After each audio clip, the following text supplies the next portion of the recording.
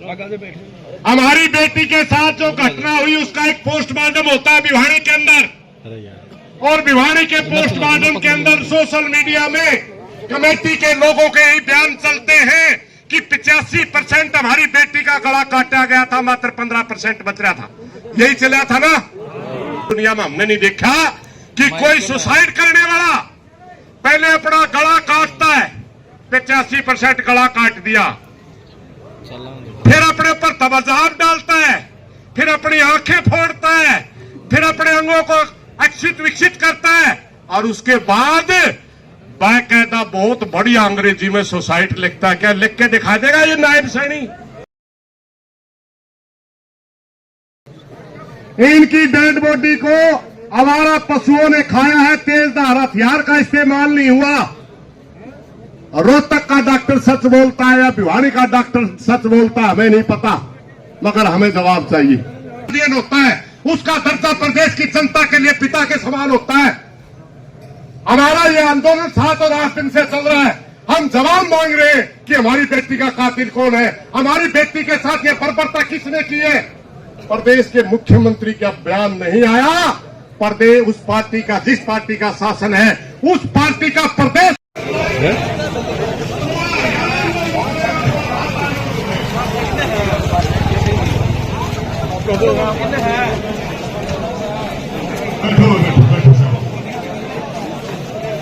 Hello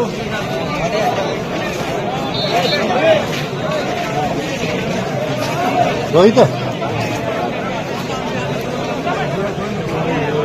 अरे 1 minute बुला तो लेने दो ना, कोई बात नहीं भाई।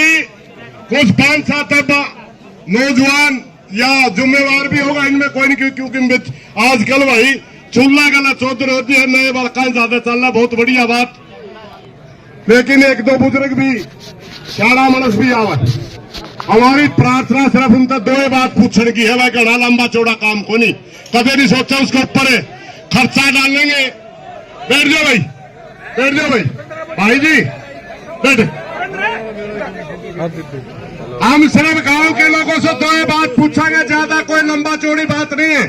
कभी डरका न्यू नहीं आवा भाई। हरियाणा के लोग गांव के लोगों को बुला रहे हैं, आपके ऊपर बहुत बड़ी जिम्मेवारी डालेंगे, बहुत बड़ा खर्चा वहन करना पड़ेगा। ये बातें नहीं है, सिर्फ 2 बात पूछनी है भाई। जो कल घटना हुई, जो प्रशासन हमारी बेटी को आत्महत्या मानता है, क्या गांव आत्महत्या मानता है, हत्या मानता है, ये बता दे गांव।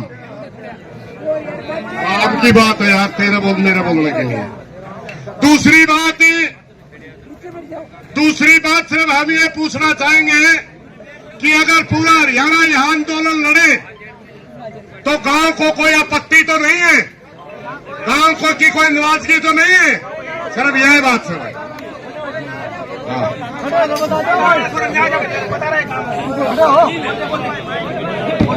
कोई आपत्ति नहीं है जी, पूरे गांव के सामने, यहाँ पे सभी के सामने बोल रहे हैं, पूरे गांव की तरफ से खुली चैलेंज है ये कि कोई आपत्ति नहीं है गांव को, और पूरा गांव साथ में है। और कुछ जी ठीक है, मैं बैठ जाओ, कोई मौजूद आदमी और आ जाएगा, फिर उसके लिए बात करना, क्योंकि इस किस्म के मोहल्लों में कुछ मौजूद आदमी। सरपंच ने बोल जी, गांव के सरपंच। हाँ, मैं जानता हूँ इसको, मैं यूं बनना जाना, मैं इसमें जाना। बैठिए सरपंच ने बोलो है। 1 मिनट बैठने देना, ओके, पानी पास दे। 1 मिनट सुनिए भाई, आराइन बालका ने 1 मिनट साइड में आने दो। 1 बात करना चाहूंगा मैं जनता के। आंदोलन की दोबारा से शुरुआत है भाई, समझ गए ना। और आंदोलनों की ये डिमांड होती है कि जहां से आंदोलन बिगड़ना शुरू हो, वहीं से हम आंदोलन को बढ़ाने की शुरुआत करें।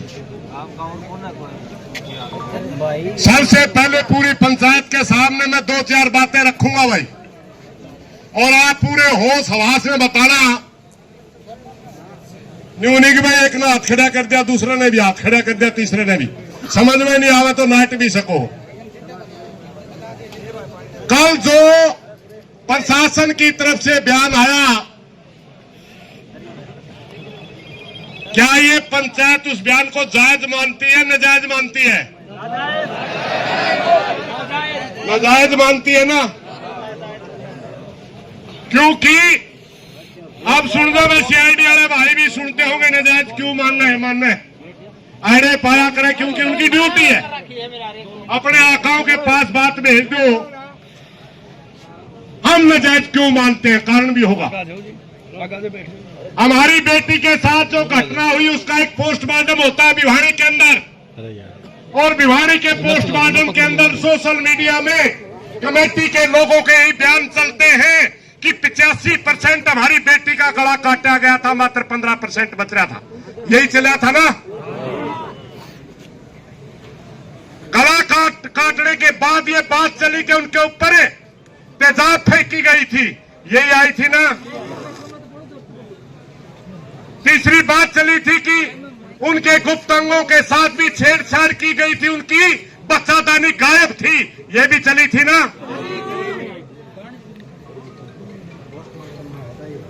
अब जो एक दुनिया में पहले तरफ का सुसाइड है भाई, इस तरफ दूसरा सुसाइड दुनिया में हमने नहीं देखा कि कोई सुसाइड करने वाला पहले अपना गला काटता है, 85% गला काट दिया, फिर अपने ऊपर तबाजाब डालता है, फिर अपनी आंखें फोड़ता है, फिर अपने अंगों को अक्षित विकसित करता है, और उसके बाद बाकायदा बहुत बढ़िया अंग्रेजी में सुसाइड लिखता है। क्या लिख के दिखा देगा ये नायब सैनी?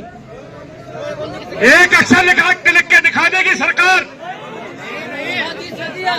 ये सवाल बनता है, नहीं बनता तो बताइए भाई। ये सवाल का जवाब चाहिए हमें, इस सवाल का जवाब चाहिए कि यह पहले आपने झूठ बोली या बाद में आपने झूठ बोली। दूसरी बात सुन लो भाई, कमेटी ने कहा, पहली बात कमेटी ने कहा, दूसरी बात भी कमेटी ने करी। तीसरा एक बयान आया भाई, डॉक्टर का बयान आ रहा है, रोहतक से पीजीआई से डॉक्टर मित्तल का बयान आ रहा है।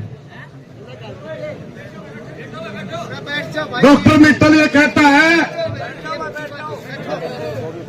कि इनके साथ ही इनके किसी भी अंग में सीमन नहीं पाए गए, बलात्कार नहीं हुआ।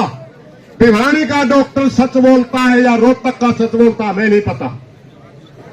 इनकी डेड बॉडी को आवारा पशुओं ने खाया है, तेजधार हथियार का इस्तेमाल नहीं हुआ। रोहतक का डॉक्टर सच बोलता है या भिवानी का डॉक्टर सच बोलता है, हमें नहीं पता, मगर हमें जवाब चाहिए। और उस डॉक्टर मित्तल की असलियत बताऊं वही, एमडीयू यूनिवर्सिटी के अंदर आज कार्यकारी वीसी बैठे है, परमानेंट वीसी नहीं है। 2 वीसीओं का नाम चल रहा है जो ब्लैडॉक पे फिलहाल बैठे वो, और एक डॉक्टर मित्तल। हमारी बेटी का गलत मेडिकल रिपोर्ट देके डॉक्टर मित्तल को अगर वीसी की कुर्सी मिल जाए तो हमारी बेटी को न्याय तो नहीं मिला भाई। ये भी हमारे दिलों में सवाल है, क्या कहीं अपनी कुर्सी के लिए अपना जमीर तो नहीं बेच दिया? हम उस डॉक्टर मित्तल से ही सवाल करते हैं। दूसरी बात, मैं एक बात और पूछना चाहता हूं, भरी पंचायत में आप सहमत हो तो बताइए। प्रदेश का मुख्यमंत्री प्रदेश की जनता का गार्डियन होता है, उसका दर्जा प्रदेश की जनता के लिए पिता के समान होता है। हमारा ये आंदोलन 7 और 8 दिन से चल रहा है, हम जवाब मांग रहे हैं कि हमारी बेटी का कातिल कौन है, हमारी बेटी के साथ ये बर्बरता किसने की है। प्रदेश के मुख्यमंत्री का बयान नहीं आया।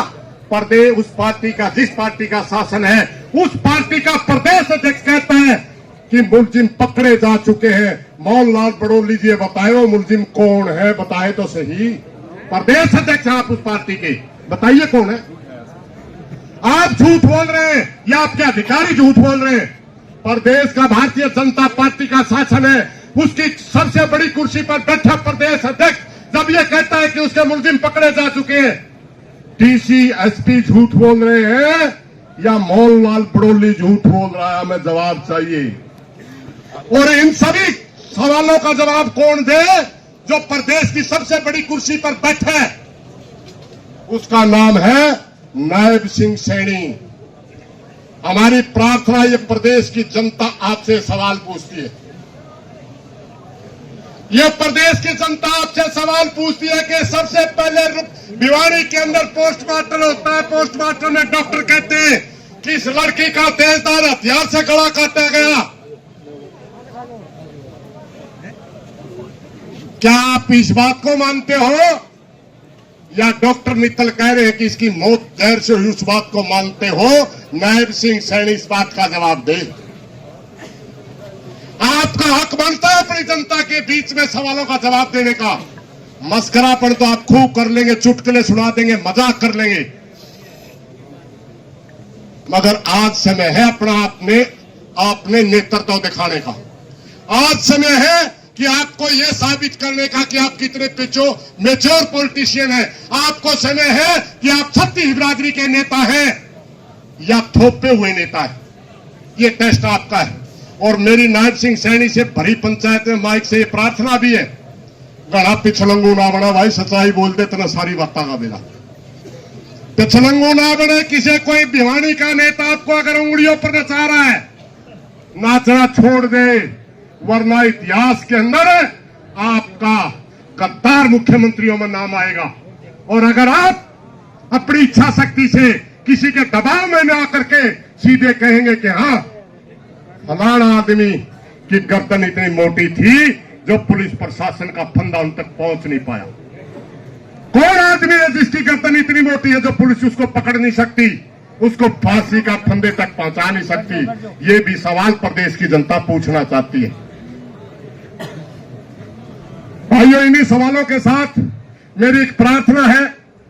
जो नौजवान साथी यहां आए गांव के, बहुत बढ़िया, दो बात याद रखियो भाई। एक भाई बोल रहा हम सुना, फिर उठ कर चाल पड़ा।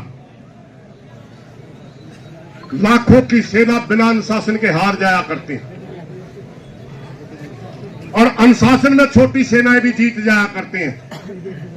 सबसे पहले तो प्रशासन के अधिकारियों से हमारी प्रार्थना है, डीसी एसपी से भी, आप जबरदस्ती दाग लगाने की कोशिश ना करें, दाह संस्कार करने की कोशिश ना करें।